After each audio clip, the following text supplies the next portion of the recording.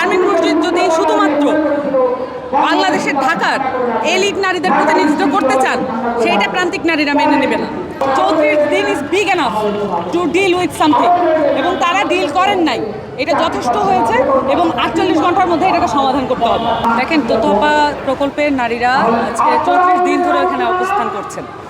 একটা বিষয় সমাধান হতে 34 দিন লাগে না। ওনারা একাধিকবার, প্রায় 20 বারের উপরে বিভিন্ন মন্ত্রণালয়ে তারা স্মারকলিপি দিয়েছেন, চিঠি দিয়েছেন। তাদের সাথে বসার কোনো উদ্যোগ নেওয়া হয়নি, এবং বসার উদ্যোগগুলোও ছিল খুবই প্রশ্নবিদ্ধ।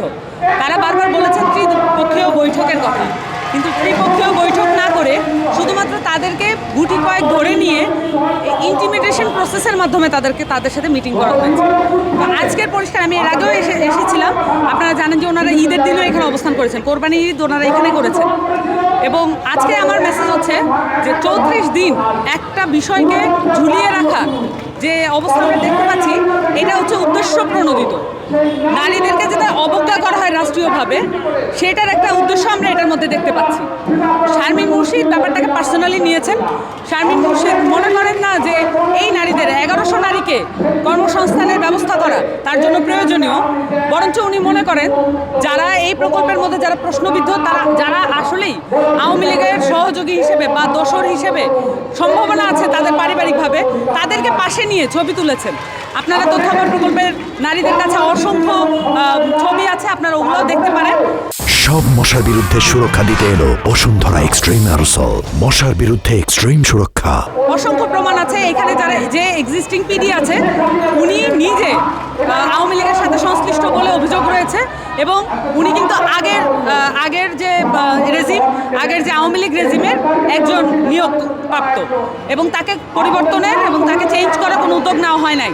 এবং শারমিন মুর্শিদ তার সাথেই কথা মিলাচ্ছেন, তার সাথে তাল মিলাচ্ছেন। এইটা আমরা গণঅভ্যুত্থানের সরকারের একজন উপদেষ্টার কাছ থেকে এক্সপেক্ট করি না। আমার আজকে পরিষ্কার মেসেজ, এই শারমিন মুর্শিদ যদি শুধুমাত্র বাংলাদেশের ঢাকার এলিট নারীদের প্রতিনিধিত্ব করতে চান, সেইটা প্রান্তিক নারীরা মেনে নেবে না। এই তোতপা প্রকল্পের নারীদের সাথে বাংলাদেশের কয়েক কোটি নারী যুক্ত আছেন, যারা তাদের কাছ থেকে সুযোগ সুবিধা এবং উপকারিতা পেয়েছেন। যদি এর প্রয়োজন হয়, তাহলে এই নারীরাও যারা উপকার পেয়েছেন সেই নারীরাও ঢাকায় আসবে। কিন্তু এইটাকে ঝুলিয়ে রেখে, এটাকে অবজ্ঞা করে শারমিন মুর্শিদ যেই অবস্থাটা দেখাচ্ছেন, এইটা একেবারে আমরা আশা করি না। এবং উনি যদি তার উপদেষ্টার দায়িত্ব পালন করতে না পারেন, তাকে অনুরোধ রইল উনি উপদেষ্টার পদ ছেড়ে দিন। এখানে যিনি সকল ধরনের নারীদের প্রতিনিধিত্ব করতে পারেন, সকল ধরনের নারীদের কথা বলতে পারেন, তাকে এই উপদেষ্টার পত্র দেওয়া হোক। এবং উনি আসলে ইনক্যাপাবিলিটির পরিচয় দিয়েছেন বলে আমি বলবো। আমি এই জন্য 48 ঘন্টার আলটিমেটামের কথা বলেছি। 34 দিন is big enough to deal with something, এবং তারা ডিল করেন নাই। এটা যথেষ্ট হয়েছে এবং 48 ঘন্টার মধ্যে এটাকে সমাধান করতে হবে।